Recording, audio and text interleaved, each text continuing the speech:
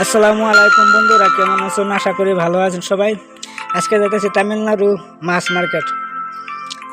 এই যে পাইলাম মাছ মার্কেটও দুই তিন দেখলাম মাছ, সব ছোট ছোট মাছ। এখানে দেখা যায় অল্প বড় মাছ। জিজ্ঞাসা করে মাছ কত কিলো আন্না মিন এবেলা কিলো 120 সরি 2 কিলো করে আন্না। సరే ఓకే জিজ্ঞাসা করলাম মাছের দাম কত,